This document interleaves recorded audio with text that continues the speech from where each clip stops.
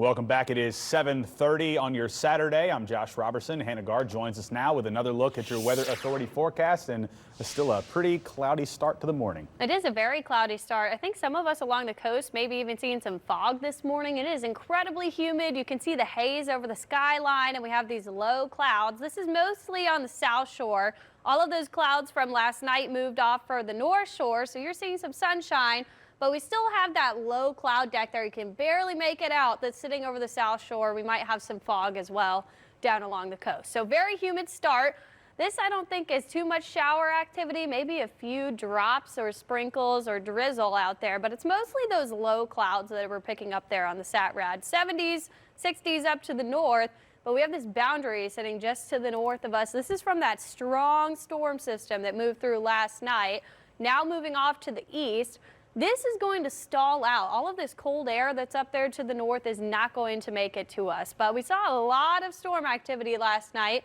It was just to the north of us. We really didn't even get a drop of rain. Some of us saw maybe some brief showers, but wind reports all the way from northern Louisiana up through Tennessee. We saw multiple tornado reports, and these reports here, some reports have shown that that tornado was on the ground for quite a long time. It went through Rolling Fork and Silver City. And we have seen a lot of casualties from that storm. Up to the north, we saw some tornado reports as well, just west of Huntsville in Alabama. So a very active severe weather evening.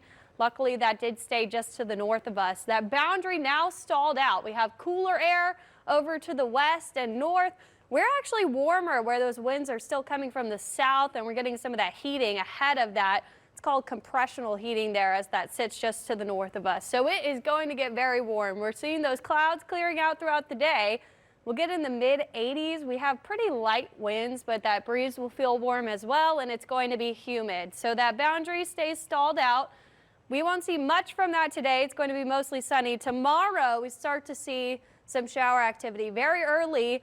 Now, some of these storms could be on the stronger side. As this boundary pushes up to the north, we're going to get some lift there. With all of this humidity, we will see a chance to see some strong storms. So most of those going north of us, we could see a strong storm or two on the north shore, but mostly just shower activity through Sunday and Monday. We'll have the chance to see that rainfall. We do have a slight risk, in effect, all the way from Louisiana through parts of South Carolina there. So we do have the potential to see some of those stronger storms just to the north, parts of southern Mississippi. So we'll keep an eye out on that tomorrow. Mostly in the afternoon, we're worried about that potential for some severe weather. We could see damaging winds, maybe an isolated tornado or two. That's because we have a lot of moisture that's going to get trapped right there as that boundary pulls north.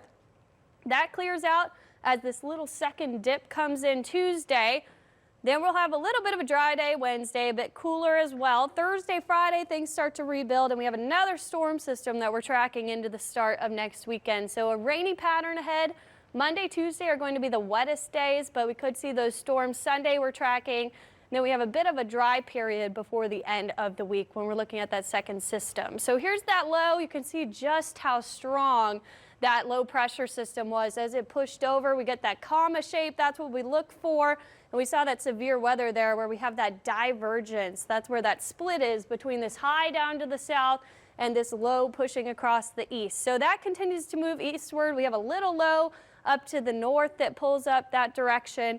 And then this second low on Tuesday is what's going to actually push that cooler air in as that high gets a little bit down to the south. We see a slight northwesterly flow.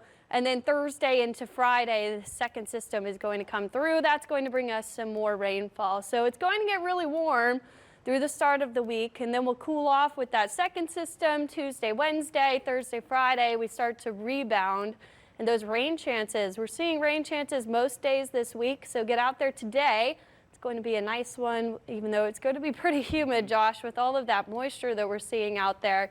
And then we'll have a dry period at the end of the week before our next storm system. Yeah, upwards of 86 degrees today with the humidity. It's just definitely a lot different than what felt like a week ago when we were in the freezing temperatures. Yes, it definitely is. So get out there today. Tomorrow, we are tracking that chance for some storms farther up north. Some of those could seep onto the north shore. So we'll watch that as we go throughout the afternoon.